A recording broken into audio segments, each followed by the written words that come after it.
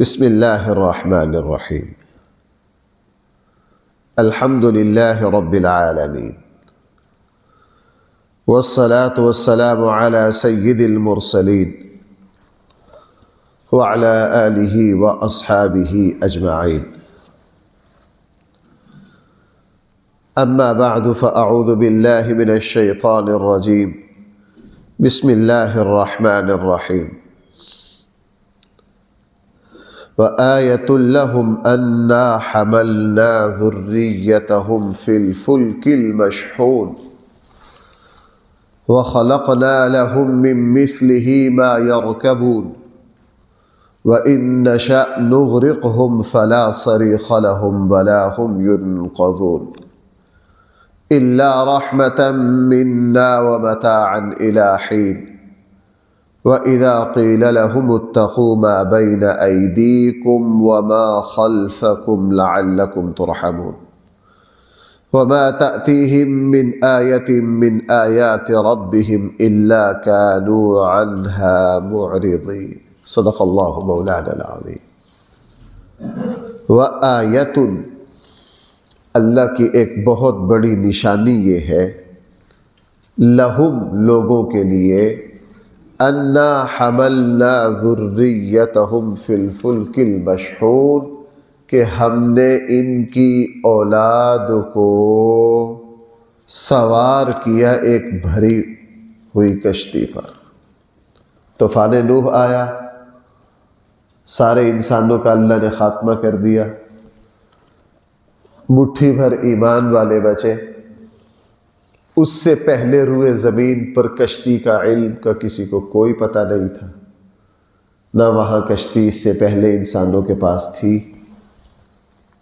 اللہ تعالیٰ کے حکم سے حضرت جبرائیل علیہ السلام نے سیدنا نوح علیہ السلام کو کشتی کا فن سکھایا۔ وَيَصْنَعُ الْفُلْكَ، نوح علیہ السلام نے کشتی بنائی۔ انسان کو پتہ چلا کہ اچھا، پانی جس کے اوپر ایک چیز چھوڑی جائے وہ ڈوب جاتی ہے، اس طریقے سے اگر کشتی بنائی جائے تو پانی کے اوپر قیام کیا جا سکتا ہے، ٹھہرا جا سکتا ہے۔ وہاں سے انسانیت کو نمونہ ملا۔ اس لیے جب نوح علیہ السلام کشتی بنا رہے تھے تو لوگ حیرت میں تھے، یہ کر کیا رہے ہیں۔ وہاں سے اللہ تعالیٰ نے انسانیت کو نمونہ عطا کیا، اور دیکھ لیجئے ترقی کرتے کرتے کرتے پھر وہ چپو والی کشتی آئی، پھر بادبانی آئی، پھر وہاں سے انجن والی آ گئی، اب تو شہر بس گئے پانی کے اوپر، اب تو شہر آباد ہو گئے پانی کے اوپر۔ فرمایا یہ جو پانی کے اوپر اتنے اتنے بڑے شہروں کا چلنا، جہازوں کا اترنا، وہ جو جنگی بحری بیڑے 6-6 7-7 8-8 ایکڑ پر محیط ہیں، جن کے اوپر یوں جہاز اترتے اور یوں جہاز چڑھتے، فرما رہا یہ ہماری نشانی ہے۔ اور سمندر ہماری اتنی بڑی طاقت ہے، اگر ہم اس کو حرکت دے دیں تو جناب تمہاری خشکی کو بھی یہ نگل جائے۔ زمین کے اوپر بھائی خشکی زیادہ ہے، پانی زیادہ ہے، پانی زیادہ ہے۔ اللہ تعالیٰ کا جو پیچھے آیا تھا نا کہ ہم اس سسٹم کو سنبھالے ہوئے، اللہ تعالیٰ نے اس سسٹم پر ایک اللہ کی ایک گرفت ہے۔ اگر اللہ تعالیٰ اس گرفت کو تھوڑا سا آگے پیچھے کر دے تو زمین پر آبادیوں کے نقشے بدل جائے۔ فرمایا وَخَلَقْنَا لَهُم مِّن مِّثْلِهِ، ہم نے پیدا کیا لوگوں کے لیے اس جیسی اور بہت سی چیزیں، ما یرکبون، جس پر لوگ سوار ہوتے، جس پر لوگ کیا ہوتے۔ بھائی میری ایک بات سمجھنا، قرآن کریم میں کوئی ایسی بات نہیں جس کا تذکرہ قرآن میں نہ ہو۔ ہاں، کچھ چیزوں کا تذکرہ وضاحت کے ساتھ ہے، کچھ چیزوں کا تذکرہ اجمال اور اشارے کے ساتھ ہے۔ لوگ کہتے ہیں ہوائی جہاز کا تذکرہ ہے قرآن میں، بالکل ہے۔ قرآن کریم نے اس آیت میں کیا کی؟ ہم نے تمہارے لیے کشتیاں بنائی ہیں اور اس جیسی اور بھی چیزیں بنائی ہیں جن پر تم کیا ہوتے ہو، اس اجمال میں ہر چیز آ گئی کہ نہیں؟ اس اجمال میں ہر چیز آ گئی۔ اور قرآن کریم میں یہ اجمال، مثلا قیامت تک جو کچھ نئی نئی دریافتیں، نئی نئی ایجادات، قدرت کے عجوبے شاہکار ہم دیکھیں گے، قرآن کریم نے اسی طرح کا ایک اصول اور بیان کیا، فرمایا سنریہم آیاتنا فی الآفاق، سنریہم ہم ان قریب دکھاتے رہیں گے آپ کو اس پورے جہان میں، اپنی قدرت کی نشانیاں تمہیں دکھاتے رہیں گے۔ پہلے کہا جی زمین ٹھہری ہوئی ہے، سورج اس کے گرد چکر لگا رہا ہے، پھر کبھی کہہ دیا جی نہیں سورج ٹھہرا ہوا ہے، زمین چکر لگا رہی ہے، پھر کہہ دیا جی دونوں اپنے اپنے مدار پر چل رہے ہیں، پھر کہہ دیا جی زمین کا ایک چاند ہے، پھر کہہ دیا جی دو ہیں، پھر کہہ دیا جی اتنے۔ قیامت تک تم اللہ تعالیٰ کی بنائی ہوئی قدرت کو دریافت کرتے رہو گے۔ اس لیے یہاں فرمایا وَخَلَقْنَا لَهُم مِّن مِّثْلِهِ، اور ہم نے پیدا کیا لہم لوگوں کے لیے مِن مِّثْلِهِ اس جیسی بہت سی سواریاں یرکبون جس پر وہ بھائی کیا ہوتے ہیں، اِن نَشَأْ نُغْرِقْهُمْ، اور اگر ہم ان کو غرق کرنا چاہیں، اگر بھائی ہم ان کو کیا کرنا چاہیں، غرق کرنا چاہیں، فلا صریخ لہم، نہ کوئی ان کی فریاد کو پہنچے، ولا ہم ینقذون، اگر اللہ تعالیٰ جناب غرق کرنے پر آئے تو کوئی مدد نہ کر سکے، کوئی ان کو پہنچ نہ سکے۔ اس لیے فرمائے الا رحمتا منا، لوگو یہ تو ہماری طرف سے رحمت ہے، یہ تو کیا ہے، ہماری طرف سے رحمت ہے، تمہارا دل صحیح کام کر رہا ہے، یہ ہماری طرف سے رحمت، ہمیں ایک منٹ میں دل بند کر دے، تمہارے گردے صحیح کام کر رہے ہیں، یہ ہماری طرف سے اللہ کا فضل ہے۔ اگر انسان کی زندگی کی بقا اللہ کے علاوہ کسی اور کے ہاتھ میں ہوتی تو انسان پتہ نہیں کیا کچھ کر دیتا۔ چند دن پہلے مجھے دوست واٹس ایپ پر بڑی عبرت والی چیزیں بھیجتے رہتے ہیں، ان کو پتہ یہ دین کی لائن میں چلتا ہے۔ ایک دوست نے مجھے کوئی زیادہ پرانی نہیں، کوئی 15-20 سال پرانی یا کوئی 10 سال پرانی، مصر میں جو کہ وہ کھدائیاں کرتے رہتے ہیں، مصر میں وہ تہذیب ہوئی ہے فرعونوں کی جو بادشاہوں کو ممی کر کے ان کے مجسموں کو محفوظ کرتی تھی، اس لیے مصر میں تحقیقات ہوتی رہتی ہیں اکثر۔ اب وہ تابوت نکلا ایک بادشاہ کا، اس کے پاؤں میں سونے کا جوتا ہے۔ کون سا جوتا ہے جی؟ سونے کا۔ اس کے دائیں بائیں زیورات ہے تابوت میں، پتہ نہیں کوئی 1.5-2 من تو سونا نکلا اندر سے۔ میں اس کو دیکھ کے یہ سوچ رہا تھا، میں نے کہا اگر یہ شخص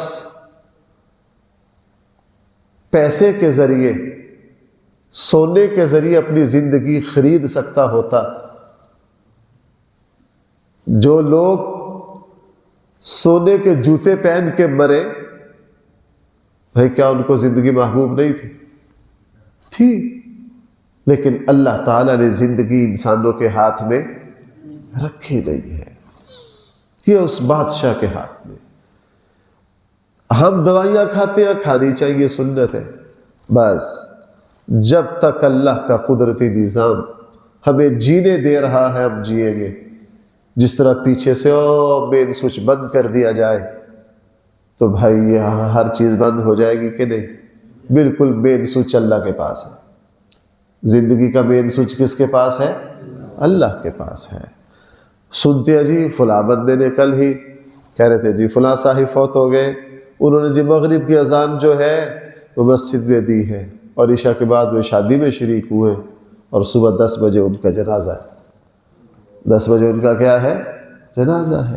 ہم تو صرف یہ حیرت کی باتیں ہی کر سکتے ہیں، ہم تو صرف یہ حیرت کی باتیں ہی کر سکتے ہیں، اس لیے یہ نظام 100% اللہ کے قبضہ قدرت میں ہے، اللہ کے اختیار میں ہے۔ اس لیے فرمایا الا رحمتا منا، لوگوں یہ ہماری طرف سے رحمت ہے، ومتاعا الی حین، ایک مقررہ وقت تک ہم نے نفع اٹھانا تمہارے لیے رکھ دیا ہے، جیسے ہی وقت ختم ہوگا جناب کسی کو یہاں رہنے نہیں دیا جائے گا۔ وَإِذَا قِيلَ لَهُمُ اتَّقُوا، جب کہا جاتا ہے ان کافروں سے ڈرو، مَا بَيْنَ أَيْدِيكُمْ، جو تمہارے آگے ہے، وَمَا خَلْفَكُمْ، جو تمہارے پیچھے ہے، جو تم دنیا میں کر رہے ہو، آخرت میں جو عذاب تمہارے آگے ہے، جو عذاب تمہارے پیچھے ہے، جو عمل تم کر رہے ہو یا جو آئندہ کرو گے، جو عمل پیچھے کر چکے، ان سارے معاملات میں کس سے ڈرو؟ اللہ سے ڈرتے رہو، لعلکم ترحمون، اگر اللہ سے ڈر کے کرتے رہو گے، کبھی غلط بھی ہو گیا تو اللہ معاف کر دیں گے، چونکہ کس سے ڈر کے کر رہے ہیں؟ اللہ سے ڈر کے۔ لیکن اگر اللہ سے نہیں ڈرتے، جس طرح ان لوگوں کا وتیرہ، فرمایا یہ تو ایسے بے حس ہیں، وَمَا تَأْتِيهِم مِّنْ آیَةٍ، جب بھی ان کے پاس کوئی نشانی آئی، من آیات ربہم، ان کے رب کی نشانیوں میں سے، الا کانوا عنہا معرضین، انہوں نے تو اس سے منہ پھیر لیا، انہوں نے اللہ تعالیٰ کی کسی بات کو سنجیدہ لیا ہی نہیں، مذاق اڑایا۔ اور بھائی کافروں کو دفع کرو، ہمارے ملک میں دیکھ لو ایسے ایسے بے دین پڑے، ایسے ایسے دین بیزار پڑے، آپ صحافیوں میں، یہ ٹی وی چینلوں پہ بیٹھنے والے بدبختوں کو دیکھ لو، اور زندگی میں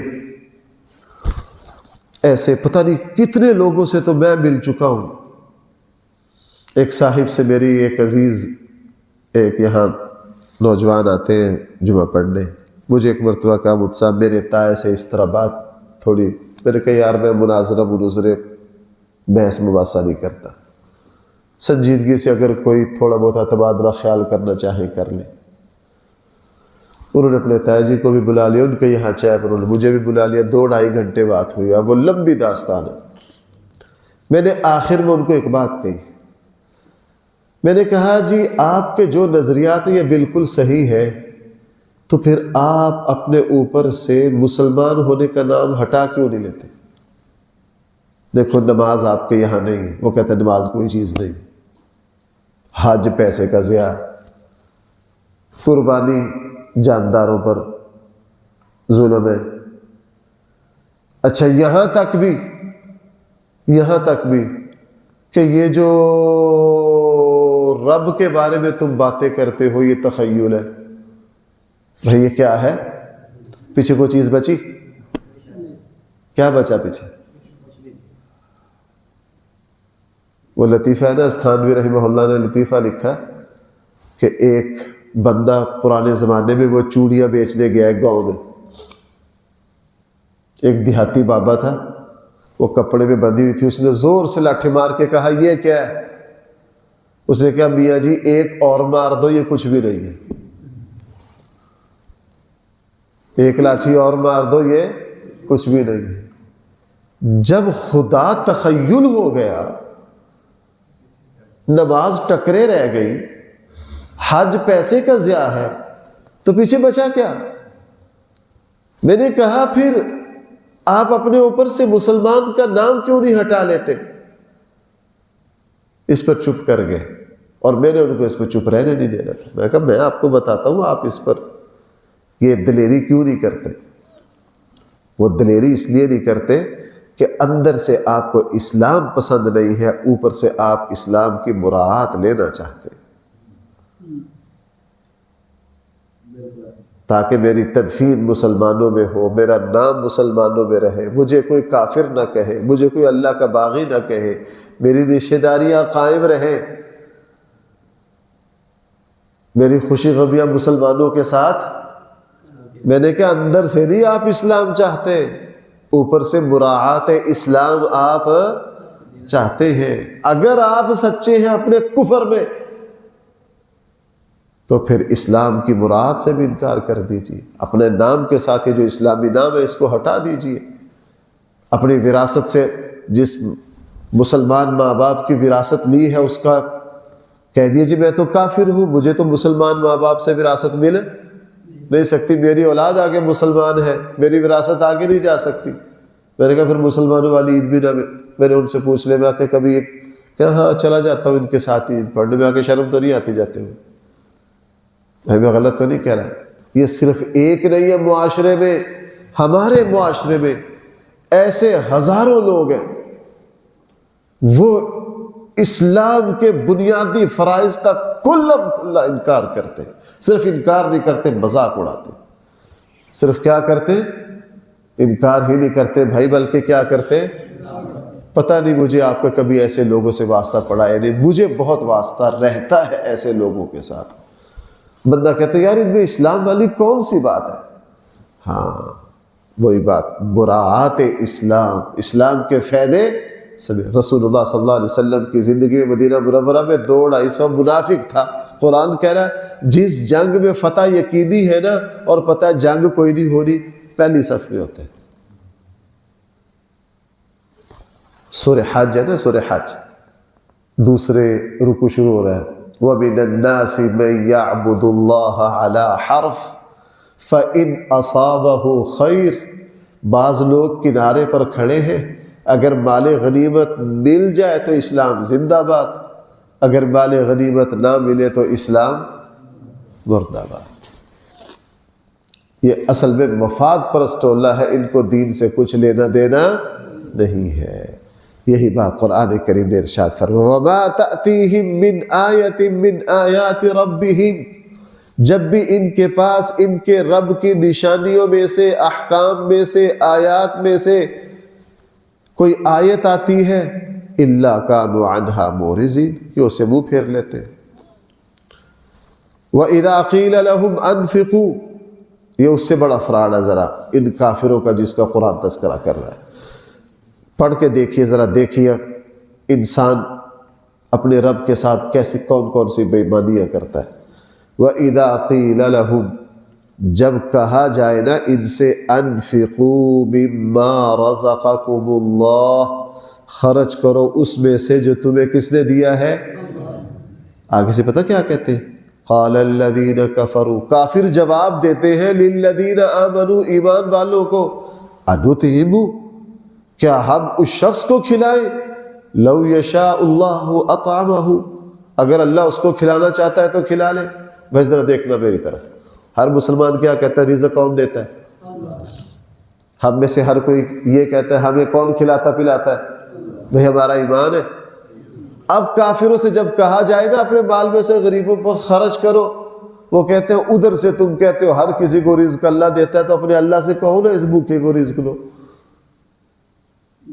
اگر اللہ چاہے تو اس کو رزق دے سکتا ہے کہ نہیں؟ تو جب اللہ، تم یہ کہتے ہو کہ اللہ اگر چاہے، اللہ نے نہیں چاہا اس کو رزق نہیں ملا تو ہم کیوں کھلائیں؟ یعنی بھائی سمجھنا ذرا میری بات، توجہ کرنا، یعنی انہوں نے اللہ کے اس حکم سے بھاگنے میں مشیت کو درمیان میں لے آئے کہ یہ بھوکا مر رہا ہے مسلمان، پتہ چلا کہ اللہ اس کو دینا، تو جب اللہ اس کو دینا نہیں چاہتے ہم کیوں دیں؟ بھائی فراڈ سمجھے؟ اب اس طرح کے بندے کو نا ایک تھپڑ لگایا ہو، اگر وہ آگے سے پوچھے نا کہ یہ کیا کیا ہے، اسے کہا یار اللہ نے چاہا ہے تجھے تھپڑ لگ رہا، تو میں نے مار دیا، میرا کیا قصور ہے؟ میرا کیا قصور ہے؟ اللہ کی مشیت کو درمیان میں لے آئے کہ جی تم یہ چاہتے ہو ہر کسی کو رزق اللہ دیتا ہے، اور اگر کسی کے پاس رزق کی کمی ہے، یہ اللہ نے چاہا ہے کہ اس کو رزق نہ ملے، تو جب اللہ ہی چاہ رہے یہ بھوکے مرے تو ہم اس کو کیوں دیں؟ جناب یہ جو اللہ کی مشیت ہے پھر صرف رزق کے بارے میں نہیں ہے، اور چیزوں کے بارے میں بھی۔ کس کے بارے میں ہے؟ اور چیزوں کے بارے میں بھی ہے۔ اور ایک صاحب نے اسی طرح کی بات ایک اللہ والے کے سامنے کہا، اس نے کہا یار آپ اسلام لے آئے، فلاں فلاں فلاں اسلام کی دعوت دی، اس نے کہا جی اللہ نہیں چاہتا میں اسلام لاؤں۔ کہا جی یہ کیسے پتہ چلا؟ اس نے کہا تم مسلمان یہ کہتے ہو کہ جی اللہ جو چاہتے ہیں وہی ہوتا ہے، تو اللہ نے میرے بارے میں اسلام لانا نہیں چاہا، تو اس اللہ والے نے جوتا پڑا تھا 2 بار اس کے سر میں جوتے۔ کہنے لگا یار باقی جو اللہ چاہتے ہیں وہی ہے، اللہ نے چاہا ہے کہ 2 جوتے تیرے سر میں ماروں، اس میں میرا کوئی قصور نہیں، کس نے چاہا ہے؟ آگے سے وہ لڑ پڑا۔ اس نے کہا تیرا لڑنا میرے جوتوں کے رد عمل میں یہ دلیل ہے اس بات کی کہ اندر کی بات تو بھی سمجھتا ہے، اندر کی بات تو بھی سمجھتا ہے۔ اور جس طرح ہم فراڈ کرتے ہیں نا، نماز کے بارے میں، حج کے بارے میں کہتے ہیں اللہ توفیق دے گا تو نماز بھی پڑھ لیں گے، حج بھی کر لیں گے، جب صبح 10 بجے دکان کھولنے کی باری آتی ہے چابیاں لے کے بھاگ کے جا کے دکان پہ بیٹھ جاتے ہیں، اور بھائی اللہ چاہے گا تو رزق مل جائے گا، دکان کیوں کھول رہے ہو؟ دکان میں سیانے اور نماز میں بے وقوف۔ اور جو اندر کی بات ہے، جو صحیح بات ہے، اس کو ہر کوئی سمجھ رہا ہوتا ہے، اوپر سے بے ایمانی کر رہا ہوتا ہے۔ بھائی اوپر سے کیا کر رہا ہوتا ہے؟ بے ایمانی کر رہا ہوتا ہے۔ وہی بات ان کافروں نے کہی، ہم کیوں ان کو کھلائیں اگر اللہ چاہے؟ لو یشاء اللہ اطعمہ۔ قرآن نے اس کا جواب کیا دیا؟ ان انتم الا فی ضلال مبین، تم کھلم کھلا کس میں ہو؟ گمراہی میں ہو، اندر کی بات کا تمہیں پتہ ہے۔ قرآن نے اس کا جواب کیوں نہیں دیا؟ چونکہ اس کا جواب آتا تھا سب کو، یہ تو بے ایمانی ہے، یہ تو بھائی کیا ہے؟ بے ایمانی۔ جس طرح ہمارے ہاں کیا ہوتا ہے، جو لوگ حکومت میں ہوتے ہیں ان کا کام حکومت کی تعریف کرنا ہے، اور جو لوگ حکومت کے مخالف ہوتے ہیں ان کا کام برائی کرنا ہے۔ جمہوریت کی بدترین خامیوں میں سے خامی یہ ہے، جو لوگ اپوزیشن میں ہوں گے وہ کسی بات کی تعریف، اور جو لوگ حکومت میں ہوں گے وہ کسی بات کی برائی۔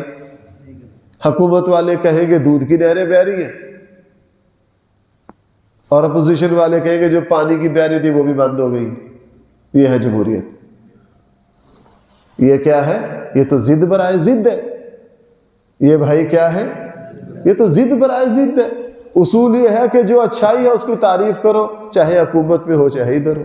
جو برائی ہے اس کو برا کہو، چاہے اپنی حکومت میں ہو۔ برائی کو برائی کہنا ہے اور اچھائی کو اچھائی کہنا۔ آج کل جس پارٹی کی حکومت ہے وہ کہہ رہے ہیں واہ واہ، اور دوسرے ماتم کر رہے ہیں، محرم والوں سے بھی زیادہ ماتم کر رہے ہیں، آپ دیکھ رہے ہیں۔ اگر آگے ان کی، ہمارے یہاں کے طاقتور لوگوں سے ان کی ڈیل ہو گئی تو دیکھنا، اگر یہ کہے گا جی وہ دودھ کی نہریں بہ رہی ہیں، اور یہ جو موجودہ ہیں یہ محرم والی زنجیریں نکال کے کہ یہ جمہوریت ہے۔ یہ کیا ہے؟ میں تو جمہوریت بس حکمتاً نہیں بولتا، وگرنہ اگر جمہوریت پر گفتگو کی جائے نا تو اس کی گندگیوں کے ڈھیر کی بھی کوئی حد نہیں ہے۔ یہاں جو یہ جلسے، جلوس، جو رستے، جو احتجاج، یہ کس کی پیداوار ہے؟ اسلام کی؟ یہ جمہوریت کی پیداوار ہے۔ راستے بلاک کرو، لوگوں کے املاک توڑو، احتجاج کرو، سڑکیں بند کرو، یہ کس کی پیداوار ہے؟ دنیا کو یہ چیز کس نے دی ہے؟ جمہوریت نے دی ہے کہ احتجاج یوں کرنا ہے، فلاں یہ کرنا ہے، فلاں یہ کرنا ہے۔ ان چیزوں کا اسلام سے کیا؟ پوری دنیا میں جو توڑ پھوڑ احتجاجات ہوتے ہیں یہ کس کی پیداوار ہے؟ جمہوریت کی پیداوار ہے۔ بہرحال پھر سے کبھی کام زیادہ کڑوا نہ ہو جائے۔ وَيَقُولُونَ مَتَى هَذَا الْوَعْدُ إِن كُنتُمْ صَادِقِينَ۔ انشاءاللہ اس آیت سے اللہ نے توفیق دی تو کل چلیں گے۔ الحمدللہ رب العالمین، والصلاة والسلام على سید الانبیاء والمرسلین وعلى آلہ واصحابہ اجمعین۔ ربنا آتنا في الدنيا حسنة وفي الآخرة حسنة وقنا عذاب النار۔ صلی اللہ تعالی علی خیر خلقہ سیدنا مولانا محمد وآلہ واصحابہ اجمعین برحمتک یا رحمن۔